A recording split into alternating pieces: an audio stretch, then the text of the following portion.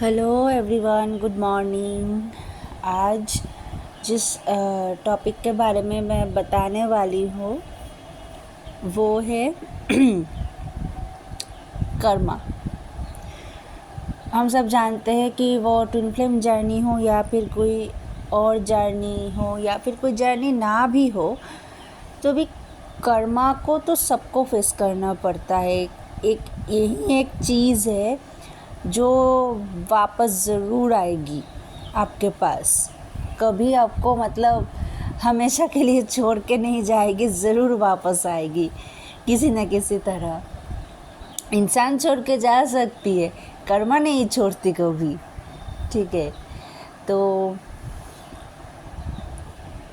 बात ऐसा है कि आप जिस इंटेंशन के साथ जो कर्मा करोगे वैसे ही वापस आ जाएगा वो। कुछ कर्मास हम पास्ट लाइफ से लाते हैं और कुछ इस लाइफ में हम क्रिएट कर देते हैं। ठीक है, मैं वो जो लोग कहते हैं ना कि किस्मत में जो लिखा है वही होगा, किस्मत को कोई बदल नहीं सकता।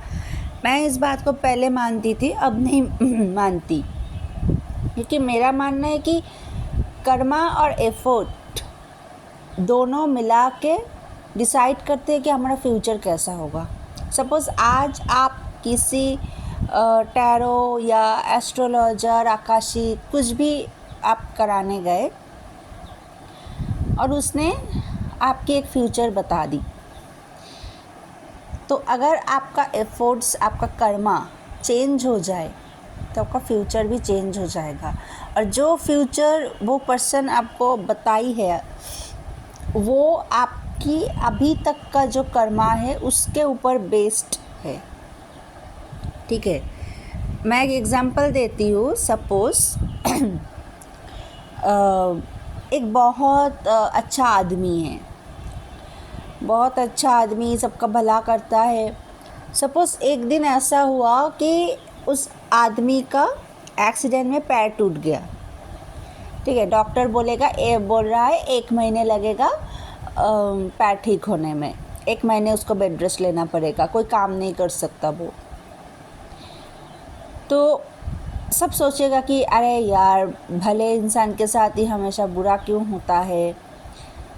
तो अगर देखा जाए तो ऐसा भी हो सकता है कि पिछले जन्म में वो आदमी हो सकता है कि बहुत एक बुरा इंसान था, बहुत कुछ उल्टा सीधा काम किया है, जिसके लिए शायद उनके पनिशमेंट कुछ ज़्यादा ही थे। अब इस लाइफ में उन्होंने अच्छे काम किए, इसलिए वो पनिशमेंट कम होके सिर्फ पैर टूटने में आ गया। हाँ, आई नो पैर टूटना बहुत बड़ी बात होता है हमारे लिए, लेकिन ये भी हो सकता है कि उनका प्री मैच्योर डेथ लिखा हुआ था, वो एक पैर टूटने के ऊपर से निकल गया। ये भी तो हो सकता है। मैंने एक स्टोरी में पढ़ा था ऐसा कुछ। तो ऐसे क्या होता है ना, हमारा कर्मा, हमारा एफर्ट्स हमारे पास्ट कर्मा को क्लियर करते हैं और हमारे फ्यूचर को ऐसे चेंज करते हैं। तो अब देखो, एक बात है कि ये जो किस्मत की बात बोलते हैं ना कि ये अच्छा इंसान है, ये बुरा इंसान है, देखो तुम क्या कर रहे हो वो तुम्हारे ऊपर है। हमारे अंदर ना 2 टाइप की एनर्जी रहती है, एक डिवाइन की एनर्जी और एंजल एनर्जी भी बोलते हैं, एक डेमन एनर्जी। ठीक है, जिसको अगर मैं शुद्ध भाषा में बोलूँ तो कली असुर की एनर्जी, कलयुग में। तो ऐसा होता है, सपोज़ आपको किसी के घर की चाबी मिल गई और आपको ये पता चला आज रात उस घर में कोई नहीं रहेगा, उस घर में बहुत पैसा है, बहुत सोने की चीज़ें हैं, सोना चांदी बहुत कुछ है।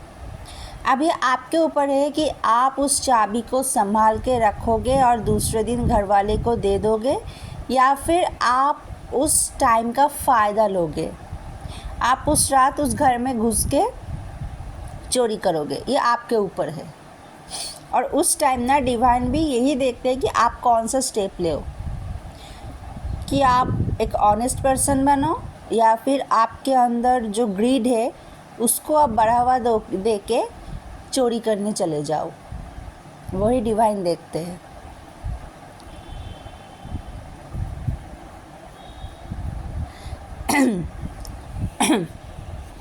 और एक चीज़ होता है इंटेंशन। ठीक है, सपोज़ आप किसी का कुछ भला करने के लिए गए और उसका कुछ बुरा हो गया उससे, वहाँ आपको लगेगा कि अरे मेरे वजह से उसका ऐसा हो गया, लेकिन वहाँ पर आपका इंटेंशन तो गलत नहीं था, आपका इंटेंशन तो सही था। तो डिवाइन वो भी कंसिडर करते कि इसका इंटेंशन गलत नहीं था, जो बुरा हुआ है उसका ज़िम्मेदार ये एटलीस्ट पूरा ज़िम्मेदार नहीं है। अगर हो सकता है कि कुछ हद तक आप हो सकते हो, लेकिन पूरा ज़िम्मेदार कभी आप नहीं बनोगे। वैसे ही कुछ लोग होते हैं चैरिटी करके ना सबको बोलता फिरता है, हाँ मैंने तो ऐसा किया, मैंने तो वैसा किया। वहाँ पर ना वो चैरिटी का जो गुड कर्मा होता है उनको पूरा रिज़ल्ट नहीं मिलता, क्योंकि वो दिखावा कर रहा है कि मैंने ऐसा किया, मैंने वैसा किया। वो दिखावा जो कर रहा है ना, वहाँ पर ही उसका कर्मा, वो गुड कर्मा मतलब रिलीज़ हो रहा है। इसलिए बोलते हैं चैरिटी करो, लेकिन दिखावा करने की कोई ज़रूरत नहीं है। हाँ, हो सकता है कि आप कुछ लोगों को वो खुशी शेयर कर सकते हो, ठीक है, बट ऐसा दिखावा करने की ज़रूरत ही नहीं है। अपना खुशी शेयर करना और दिखावा करना दोनों में फ़र्क होता है। तो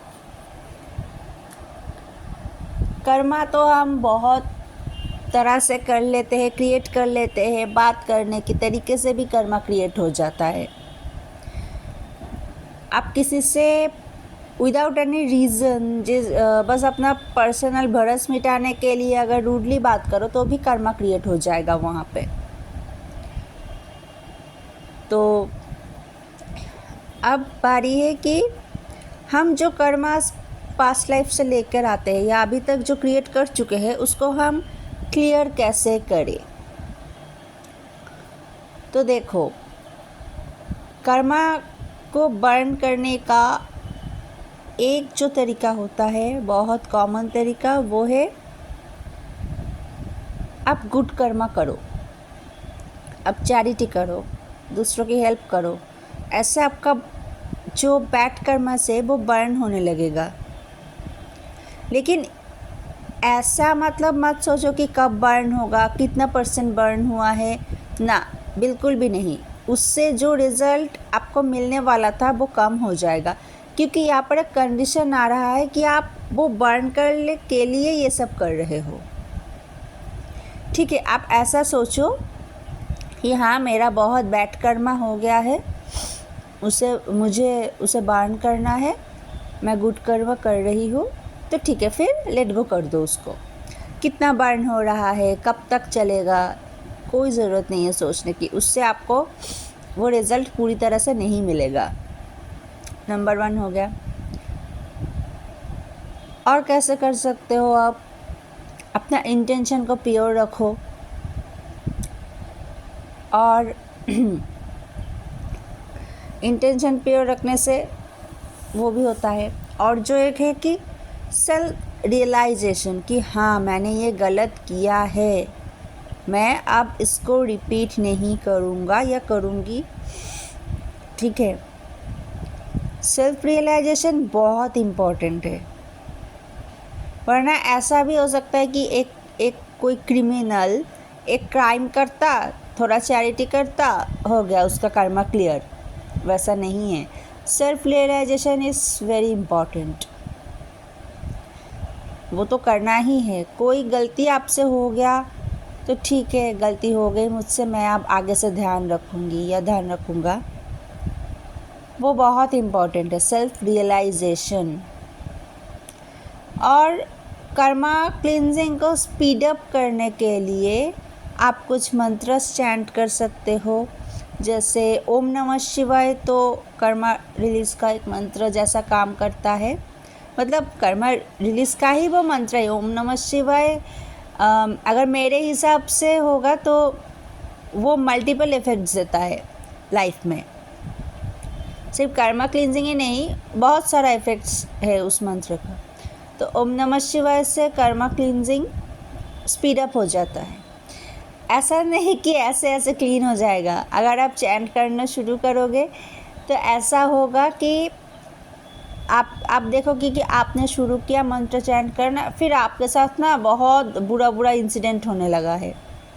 ठीक है, मतलब जो आप नहीं चाहते वो ही आपके साथ हो रहा है। आपका काम रुक जा रहा है, आपका मनी वेस्ट हो रहा है, आपको तबीयत ख़राब हो रही है, वगैरह वगैरह। तो समझ लेना कि आपका कर्मा क्लींजिंग स्पीड अप हो गया है, अब वो रिलीज़ हो रहा है जल्दी जल्दी। ठीक है, इसको हम एक्चुअली गलत तरीके से लेते हैं। हम सोचते हैं कि मैंने मंत्र जाप करना शुरू किया, अब तो मेरे लाइफ में सब कुछ अच्छा होगा। हाँ, अच्छा ज़रूर होगा, लेकिन पहले जो गंदगी आपने फैला के रखी है उसको तो साफ़ होने दो। और वो जब साफ़ होने लगेंगे, स्पीड अप होंगे, तो पहले तो उसको तो आप निकालने दो ना, फिर ना अच्छा होने लगेगा। तो ये रहा एक मंत्र। और भी कर्मा क्लींजिंग का मंत्रस है, आपको यूट्यूब में मिल जाएगा, मेडिटेशन वगैरह मिल जाएगा, जिसको आप अगर रोज़ करो रात को सोने से पहले, मैं सजेस्ट करूँगी, तो आपका कर्मा हीलिंग स्पीड अप हो जाएगा। ऐसा नहीं कि आपको फेस करना नहीं पड़ेगा, फेस ज़रूर करोगे, लेकिन जल्दी जल्दी फेस करने लगोगे।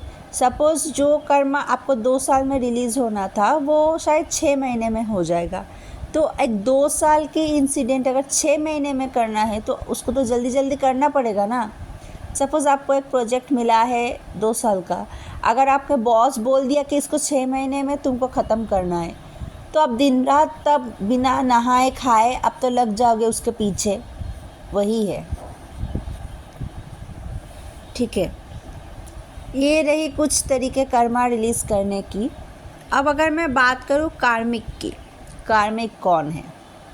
सबको ये टर्म अभी पता चल चुका है कि कार्मिक नाम की कोई एक चीज़ होती है। तो कार्मिक है जिनके साथ हम पास्ट लाइफ में कोई कर्मा क्रिएट कर चुके थे, वो है हमारा कार्मिक। वो आता है हमारा कर्मा को क्लीन करने के लिए। उसके साथ हमने जो किया था वो ही क्लीन करके हमको लेसन देने के लिए कि ये दोबारा नहीं करना है। ठीक है, हमें लेसन देने के लिए आते हैं, लेसन देने के बाद वो वैनिश हो जाते हैं। इधर वो हमारे लाइफ से ही चले जाते हैं, या फिर उनके साथ कर्मा क्लियर होने के बाद वो सोलमेट बन जाते हैं, उसके साथ तब रिश्ता अच्छा हो जाता है। ठीक है, जैसे कि सपोज़ किसी के पेरेंट्स कार्मिक है, तो जब तक पेरेंट्स के साथ उनका कर्मा हील नहीं होता तब तक पेरेंट्स उनको बहुत ट्रिगर देंगे, बहुत ट्रिगर देंगे। ठीक है, ऐसा सिचुएशन भी डिवाइन ला देंगे जिसके वजह से उसको ट्रिगर मिल सके। और अगर कर्मा एक बार क्लियर हो गया तब पेरेंट्स के साथ उनका इधर अच्छा सा बॉन्ड बन जाएगा, या फिर ऐसा होगा कि उस पर्सन को उनके पेरेंट्स से कहीं दूर भेज देंगे डिवाइन, जॉब के लिए हो या फिर कुछ भी एक रीज़न दे के दूर भेज देंगे।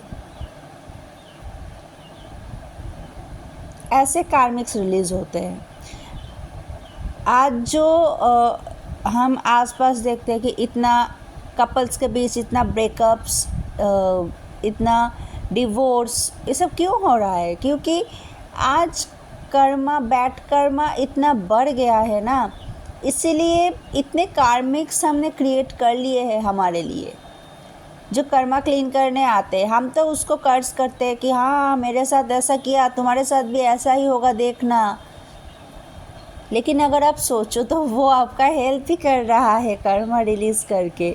इसलिए मैं ना कार्मिक को पहले बुरा भला बोलती थी, अब सोचती हूँ अरे ये बंदा, ये बंदी तो मेरा हेल्प ही किया। नॉर्मली हम डीएम की थर्ड पार्टी को बहुत गाली देते हैं, बहुत उल्टा सीधा बोलते हैं उसके बारे में, लेकिन देखा जाए तो वो भी तो हेल्प ही तो कर रहा है ना, क्योंकि आपके डीएम तो आप ही हो, कोई और तो नहीं है। तो मानो वो आपके कर्मा है जो वो लड़की आके क्लीन कर रही है, तो उसको गाली मत दो, वो जैसे भी क्लीन कर रही है करने दो। हाँ, आप ऐसा कर सकते हो कि वो क्लींजिंग थोड़ा स्पीड अप हो जाए, उसके लिए आप कुछ तरीके कर सकते हो, कुछ मंत्र वगैरह, कुछ प्रेयर कर सकते हो कि जिससे वो स्पीड अप हो जाए। लेकिन अगर पूरा कर्मा क्लीन किए बगैर वो चली गई तो समझ लो वापस किसी न किसी तरीके से वो ज़रूर आएगी बाकी के कर्मा क्लीन करने के लिए। और अगर आप गुड कर्मा करना शुरू करो, चैरिटी वगैरह ये सब शुरू करो, तो ऐसा हो सकता है कि कार्मिक को आपको कम झेलना पड़े। सपोज़ एक कपल है जो एक दूसरे के कार्मिक है, ठीक है, तो ऐसा हुआ है कि उनका पास्ट कर्मा इतना ज़्यादा है कि शादी करके ही उसको रिलीज़ करना होगा। तो क्या किया, उनमें से एक मतलब जिसके लाइफ में वो दूसरी आई है कर्मा रिलीज़ करने के लिए, वो चैरिटी वगैरह करना शुरू किया, ठीक है। तो इससे क्या होगा, वहाँ पर तो कर्मा बर्न होने लग गई चैरिटी के थ्रू, तो वो चीज़ शादी तक नहीं जाके शायद कुछ दिन के रिलेशनशिप तक ही रुक जाए, ऐसा हो सकता है। अब देखो, जिन लोगों के घर वाले कार्मिक है वो तो घर वाले को ऐसे तो नहीं छोड़ सकता, तो आप चैरिटी वगैरह शुरू करो। इससे क्या होगा, उनके साथ जो कर्मा है वो रिलीज़ होना ज़्यादा शुरू हो जाएगा और जल्दी जल्दी हो जाएगा, ठीक है। तो लेकिन लोग तो समझते नहीं, लोग तो आजकल मतलब क्या ही बोलूँ, चैरिटी वगैरह करने का मतलब इतना ज़्यादा हम इल्यूशन में रहते हैं ना कि ये सब चीज़ में हमारा मन ही नहीं लगता। खैर जो भी है, तो हाँ, तो ऐसे हम कार्मिक के इफ़ेक्ट्स को भी कम कर सकते हैं। जैसे मैंने एग्जांपल दिया कि वो चीज़ जहाँ पर शादी होना तय था, वो चीज़ भी शादी के पहले फिनिश हो सकती है, ठीक है। तो ऐसे हम पास्ट कर्मा को रिलीज़ कर सकते हैं। और मैं जो एफ़र्ट्स के बारे में बात कर रही हूँ कि कोई काम सपोज़ आपको करनी है तो उसके लिए एक्शन तो लेना पड़ेगा ना। सपोज़ आपका कोई एग्ज़ाम है तो सिर्फ कर्मा के भरोसे तो आप नहीं जा सकते, आपको पढ़ाई भी करनी पड़ेगी, प्रिपरेशन अच्छे से लेना पड़ेगा। ऐसे karma plus efforts equals to your future, ये इक्वेशन मैं समझती हूँ। तो ये अपने दिमाग में डाल लो कि इसने ऐसा बोल दिया मेरे साथ ऐसा होगा, नहीं होगा, अगर आप ये इक्वेशन मान के चलो। हाँ, अगर आप ज़्यादा सोच के उस चीज़ को ज़्यादा एनर्जी दे दोगे तो वो होना तो तय है, ठीक है। सो आपका थॉट का भी एक रोल रहता है कि किसी चीज़ को ज़्यादा आप अगर थॉट दे दोगे तो वो चीज़ मैनिफेस्ट होने लगती है। जितने इंटेंसिटी के साथ आप थॉट दोगे, अपना एनर्जी दोगे किसी थॉट को, वो चीज़ उतनी जल्दी मैनिफेस्ट होगी। सपोज़ किसी ने बोल दिया कि अरे आज तुम्हारा एक्सीडेंट हो जाएगा, तो अगर आप ऐसा सोचोगे कि हाँ मेरा एक्सीडेंट होगा तो वो हो ही जाएगा। अगर आप इसको ऐसा सोचोगे कि अगर होगा तो देखा जाएगा, मेरे कर्म अगर अच्छे हैं, मेरे एफर्ट्स अगर अच्छे हैं, मैं प्रेयर करूँगी तो फिर अगर उसके बाद भी होगा तो मैं उसको अपना कर्मा मान के एक्सेप्ट कर लूँगी। ऐसे अगर थॉट रख के आप चलोगे तो देखना, अगर एक्सीडेंट होगा भी तो शायद आपको उतना कुछ अफेक्ट नहीं करेगा। ठीक है, तो देखो अब ऐसा है कि हमारा दिमाग नेगेटिव चीज़ ज़्यादा पहले सोचता है, ज़्यादा इंटेंसिटी के साथ सोच लेता है। इसलिए ना नेगेटिव थिंग्स को ज़्यादा हम एनर्जी दे देते हैं और वही मैनिफेस्ट होता है। और हम बोलते हैं कि अरे जिस बात का डर था वही हुआ। क्यों हुआ? आप एनर्जी दिए उसको, इसीलिए हुआ। तो आज का यही वीडियो का कंक्लूशन है कि अच्छे कर्म करो, अपने फ्यूचर को बेटर बनाने के लिए एफर्ट्स दो और अपने थॉट पे ध्यान दो कि आप कैसा थॉट रख रहे हो, किस थॉट को आप कितना इंटेंस एनर्जी दे रहे हो। ठीक है, आपको वहाँ पर बैलेंस रहना है। ये सब मिलके डिसाइड करेगा आपका फ्यूचर कैसा होगा।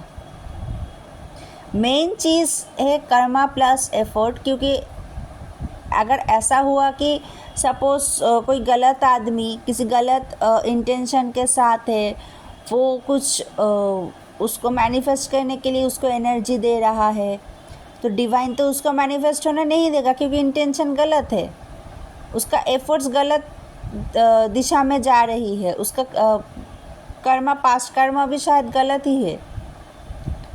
ठीक है, तो वो थॉट तो उसको मैनिफेस्ट होने नहीं देगा डिवाइन, है ना। तो मेन जो चीज़ आपका फ्यूचर डिसाइड करेगा वो है आपका कर्मा प्लस आपका एफर्ट्स, और उस चीज़ को स्पीड अप जो करेगा वो है आपका थॉट प्रोसेस, आपकी एनर्जी कैसी है, थॉट कैसा है, ये सब।